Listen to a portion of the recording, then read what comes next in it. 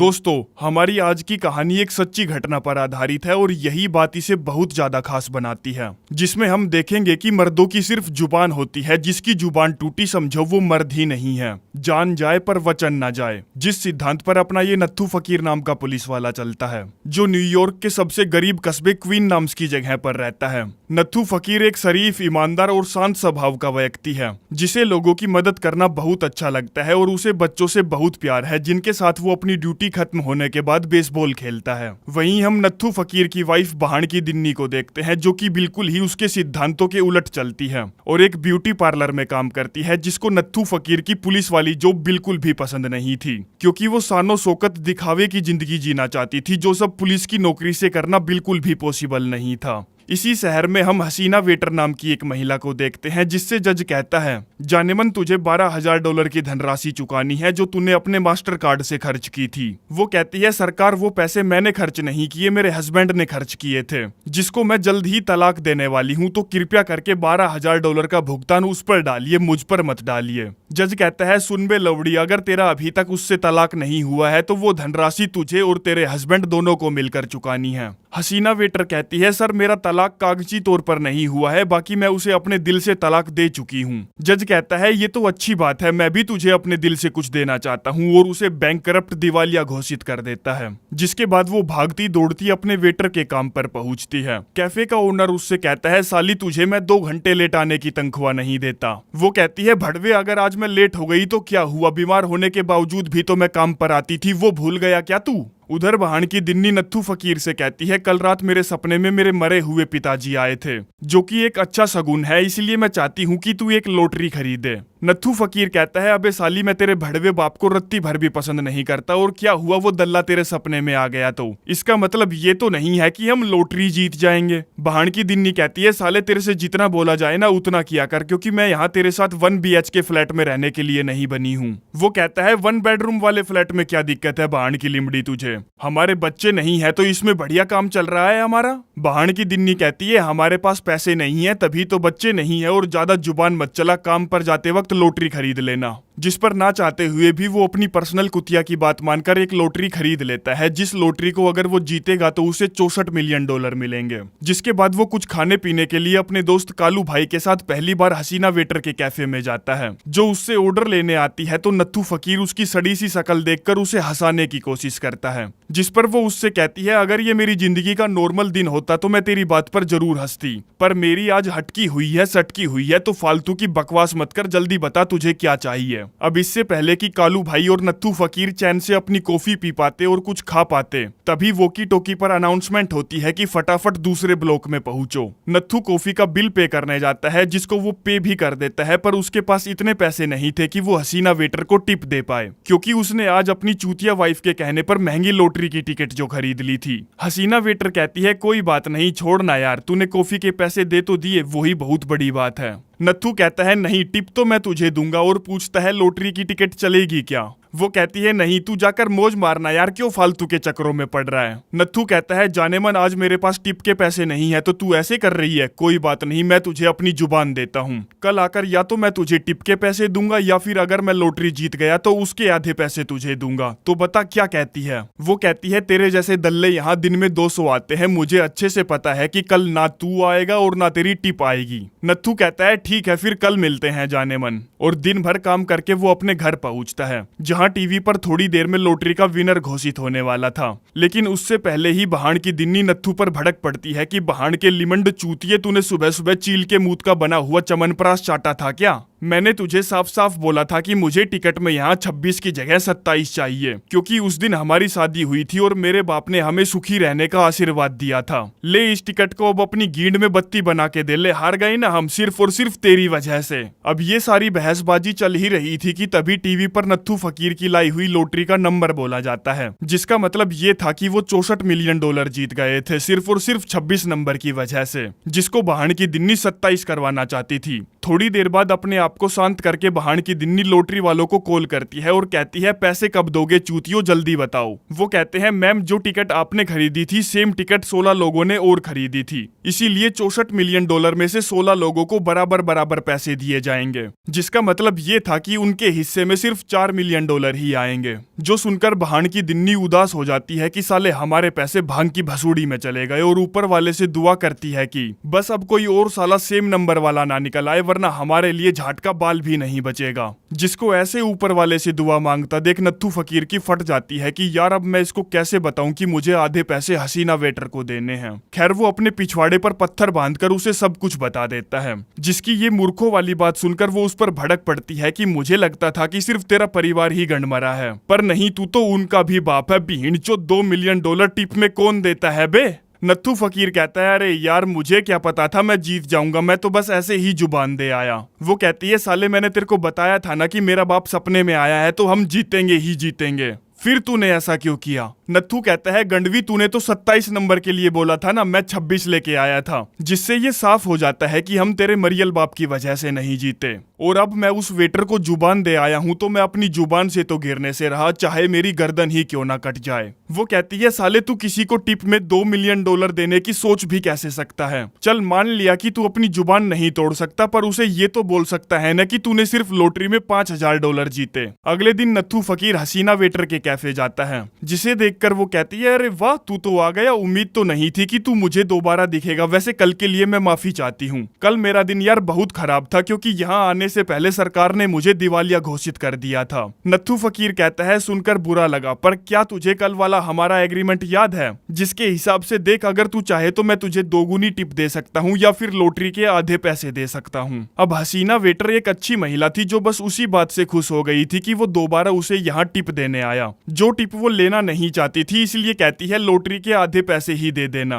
क्योंकि उसे पता था कि अगर नत्थू फकीर लॉटरी जीत गया होता तो यहाँ वो आता ही नहीं। वो कहता है मैं लॉटरी जीत गया हूँ जिसमें मुझे 4 मिलियन डॉलर की रकम मिलेगी, जिस रकम को मैं तेरे साथ आधा बांटूंगा। अब उसे लग रहा था कि ये सुनकर हसीना वेटर खुशी से उछल पड़ेगी, पर नहीं, वो उस पर भड़क पड़ती है। पूछती है तू गंडवे ऐसा क्यों कर रहा है, तेरा ये मजाक मुझे बिल्कुल भी अच्छा नहीं लगा क्योंकि तू मेरी गरीबी की खिल्ली उड़ा रहा है। वो कहता है नहीं, मैं तेरा मजाक क्यों उड़ाऊंगा, मैं सच में लॉटरी जीत गया जिसके आधे पैसे मैं तुझे दूंगा। वैसे तो मैं 64 मिलियन डॉलर जीता था, पर कमबख्त 16 लोग और सेम वही लॉटरी का नंबर लेकर बैठे थे जो मैं लेकर बैठा था, इसीलिए मेरे हिस्से में सिर्फ 4 मिलियन डॉलर आए। हसीना वेटर पूछती है अच्छा तो 2 मिलियन तू मुझे देगा, वो भी टिप के तौर पर? वो कहता है हाँ बिल्कुल, जान जाए पर वचन ना जाए। जो सुनकर हसीना खुशी से पागल हो जाती है, उसे गले से लगा लेती है और फिर वहाँ वो जितने भी कस्टमर थे सभी को फ्री में आइसक्रीम बांटने लगती है कि लो सालो आज देवी माँ का भंडारा है। लेकिन तभी वो कुछ सोचकर रुक जाती है और कहती है मैं भी कितनी बेवकूफ हूँ, मैं भला नत्थू तेरे पैसे कैसे ले सकती हूँ, हालांकि मैं उन्हें लेना चाहती हूँ पर मेरा कोई हक नहीं बनता।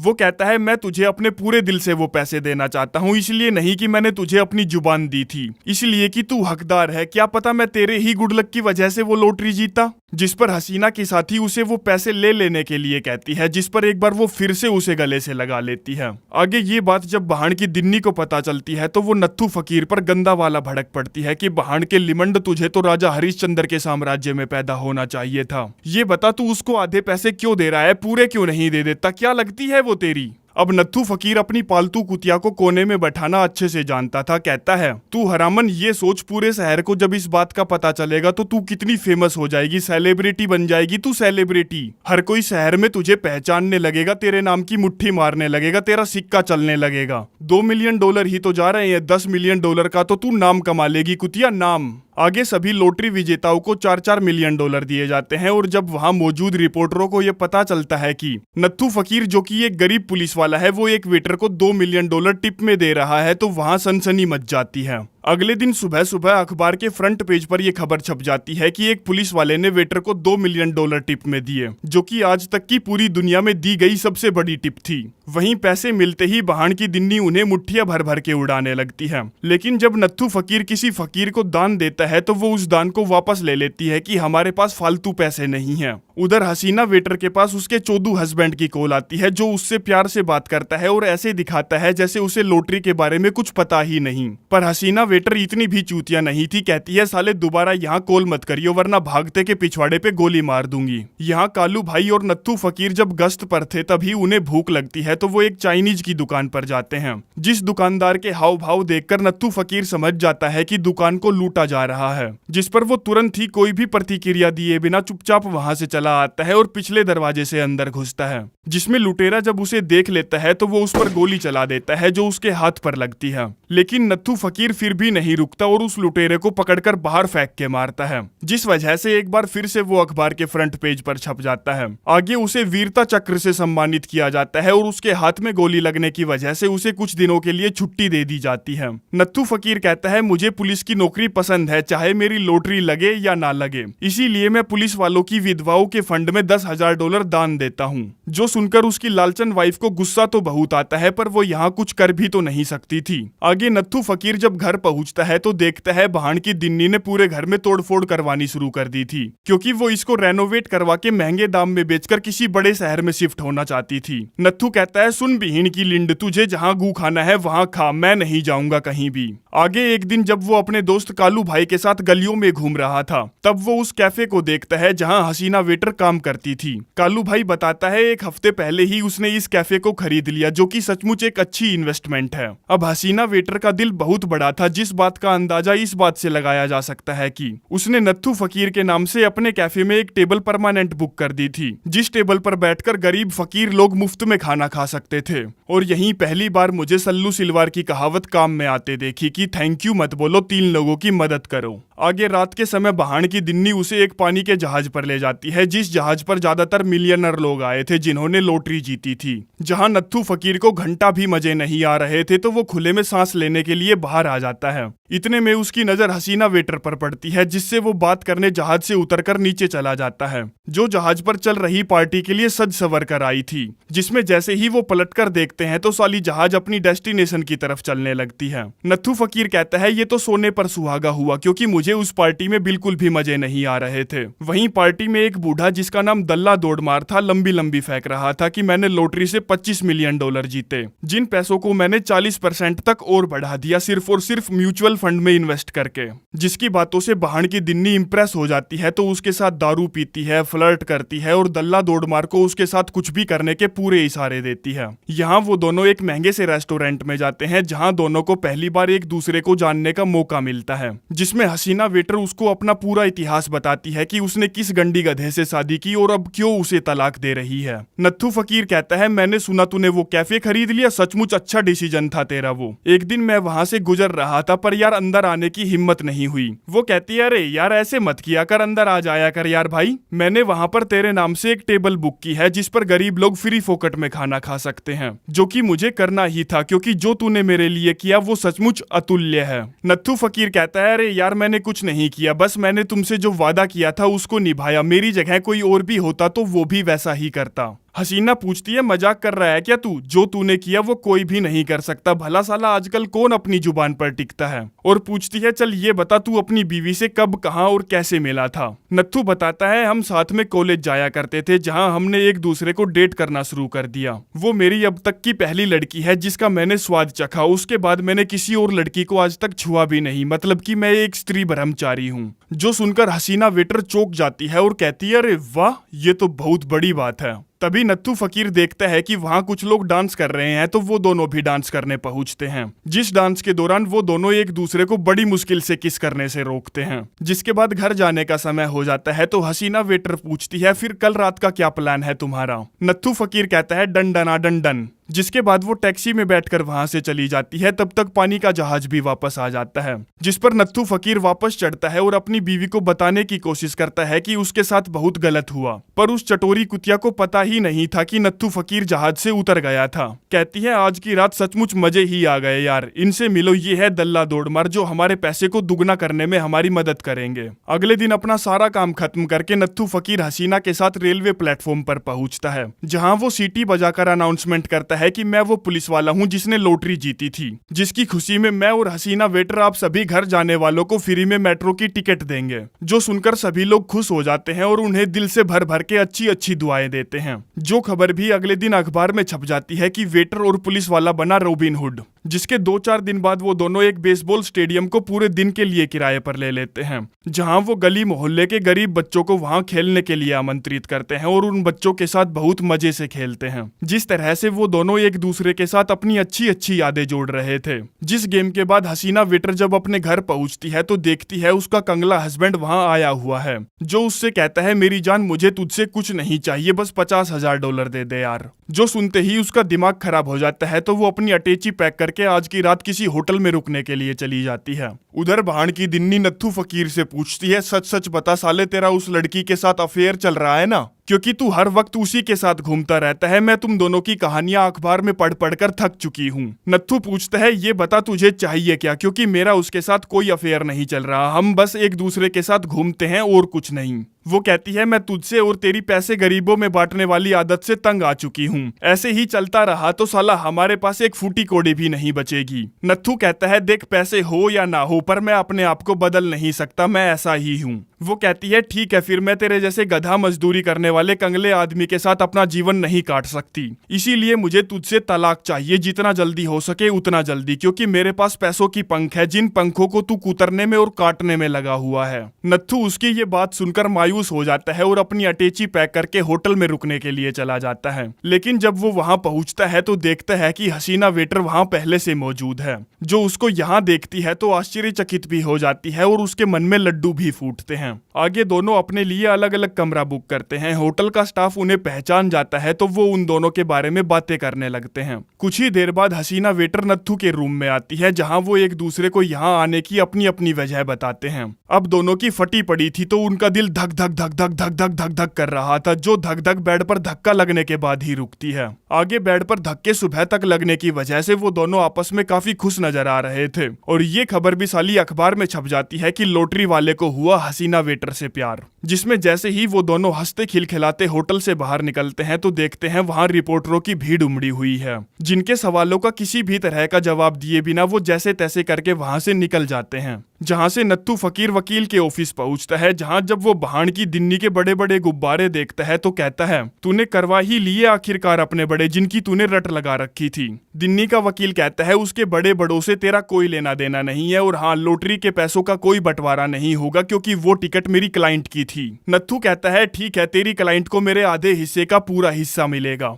अपना वकील उस पर भड़क पड़ता है कि साले तू नशे में है क्या गंडवे, बिना लड़ाई लड़े तू उसे अपने पैसे क्यों दे रहा है, $10 लाख कम नहीं होते। नत्थू कहता है मुझे इस बारे में कोई बात नहीं करनी। दिन्नी का वकील कहता है ये डिसीजन अच्छा है पर काफी नहीं है, हमें वो पैसे भी चाहिए जो तूने हसीना वेटर को टिप के तौर पर दिए थे, क्योंकि वो लॉटरी के पैसे थे जो लॉटरी मेरी क्लाइंट की थी। जिसका साफ साफ कहने का मतलब ये था कि भाण की दिन्नी को पूरे $4 मिलियन चाहिए। जो सुनकर नत्थू फकीर का पूरा ब्रह्मांड घूम जाता है कि साली वो ऐसा कैसे कर सकती है। उसका वकील कहता है मेरी क्लाइंट का मानना है कि तेरा हसीना वेटर के साथ पहले से ही चक्कर चल रहा था, इसीलिए तूने जानबूझकर मेरी क्लाइंट को धोखा दिया और $2 मिलियन की रकम दान में दे दी, जो रकम अब हमें वापस चाहिए, जिसको वापस लेने के लिए हमने पहले ही हसीना वेटर के पास लेटर भेज दिया है। जो सुनकर तो फकीर का मत्था और खराब हो जाता है और वो गुस्से में उसका हाथ पकड़ता है, कहता है साली कुतिया मैं तुझसे रिक्वेस्ट करता हूँ कि तू ऐसा मत कर, तू वो सब कुछ रख सकती है जो मेरा है पर ये मत कर यार।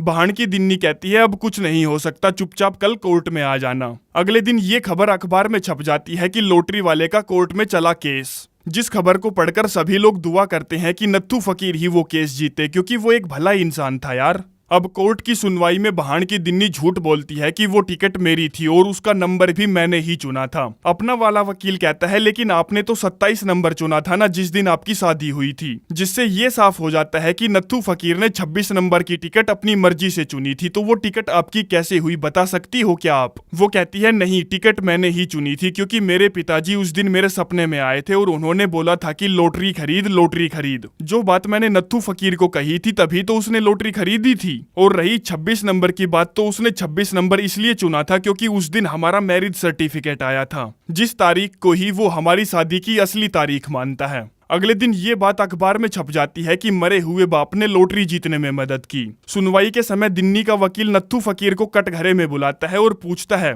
तूने अपनी वाइफ को डरा धमकाकर टिकट के आधे पैसे हसीना वेटर को दिए, क्या ये सच है? वो कहता है, नहीं, मैंने सिर्फ वही किया जो सच्चे और ईमानदार आदमी को करना चाहिए। वकील पूछता है, क्या तूने अपनी वाइफ को आज तक मारा पीटा है? वो कहता है, कभी नहीं, बस मैंने उसका हाथ एक बार जोर से पकड़ा था और कुछ नहीं। अब बहनचो ये बात भी अगले दिन अखबार में छप जाती है कि पुलिस वाला अपनी वाइफ को मारता था। विरोधी वकील हसीना वेटर को कटघरे में बुलाता है और पूछता है, जिस दिन आप दिवालिया घोषित हुई, क्या उस दिन नत्थू फकीर ने आकर आपको टिप के तौर पर टिकट के आधे पैसे देने का वादा नहीं किया? वो कहती है, हाँ किया था, लेकिन वो सिर्फ मेरा भाग्य था, मैं लक्की थी। वकील पूछता है, जिस दिन उन्होंने आपको आधे पैसे ऑफर किए थे तब आपका नत्थू फकीर के साथ क्या रिलेशन था? वो बताती है, मैं उससे पहले कभी उनसे नहीं मिली थी। वकील पूछता है, ठीक है, ये बताओ अब कैसा रिलेशन है तुम्हारा नत्थू फकीर के साथ? वो कहती है, मैं दुनिया में अब किसी भी चीज से ज्यादा उससे प्यार करती हूँ, उसी की चाहत रखती हूँ। जिस बात का विरोधी वकील फायदा उठाता है और कहता है, हाँ यही तो सच मैं तेरे मुंह से निकलवाना चाहता था। जज साहब, इससे ये साफ हो जाता है कि हसीना वेटर और नत्थू फकीर ने मिलकर मेरी क्लाइंट को चूना लगाया, वो भी पूरे $2 मिलियन का।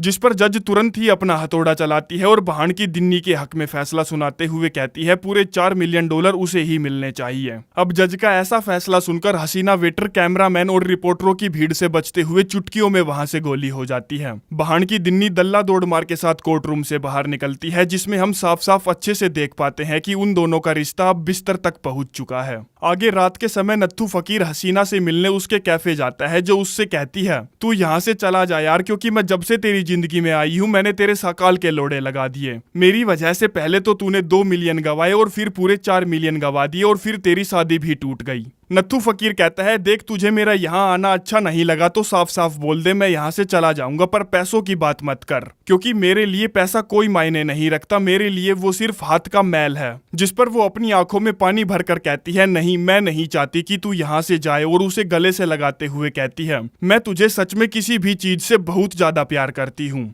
तभी एक भिखारी जैसा दिखने वाला आदमी कैफे का दरवाजा खटखटाता है और कुछ खाने का मांगता है। अब कैफे बंद होने के बावजूद भी हसीना वेटर उसे खाना खिलाती है। जो भिखारी खाना खाता खाता अपने हाथ में पहने हुए स्पाई कैमरा से उनकी फोटोज खींच लेता है, जो कि पिछले 10 सालों से न्यूयॉर्क पोस्ट के लिए फोटोग्राफर है, जिसकी खींची हुई फोटो और उसका लिखा हुआ आर्टिकल अगले दिन अखबार में छपता है, जिसको पढ़ने से सभी शहर वालों को पता चलता है कि कैसे हसीना वेटर और नत्थू फकीर ने उनके सबसे मुश्किल दौर में, जब उनका कैफे बंद था, उन्होंने मुझे खाना खिलाया और कुछ पैसे भी दिए। बोले, अभी कड़की का दौर चल रहा है, वरना हम तुम्हारी और मदद कर देते। जो सब पढ़कर लोगों के दिलों में उनके लिए हमदर्दी और प्यार उमड़ पड़ता है। आगे 2-3 दिन बाद हसीना वेटर को $2 मिलियन लौटाने के लिए अपना कैफे भी बेचना पड़ रहा था, लेकिन उसको बेचने से पहले वो उसे एक बार और देखना चाहती थी, जिसका दरवाजा खोलकर वो जैसे ही अंदर पहुंचने की कोशिश करते हैं तो वहां चिट्ठियों का एक बहुत बड़ा ढेर लगा हुआ था। नत्थू फकीर कहता है, लगता है कोई साला चूतिया डाकिया गलती से इन्हें यहाँ फेंक गया।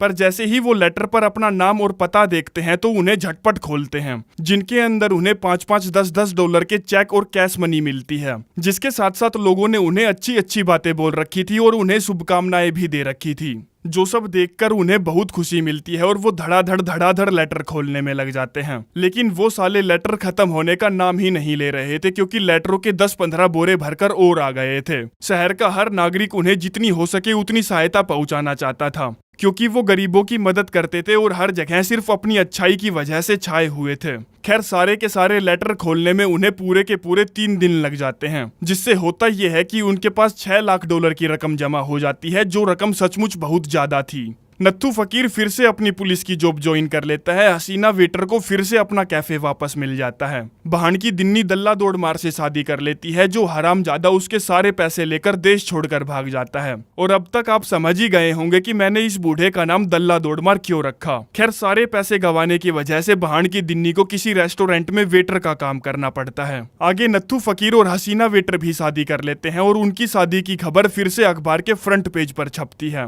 जिसके साथ ही ये सच्ची घटना पर आधारित कहानी यहीं पर समाप्त हो जाती है। धन्यवाद।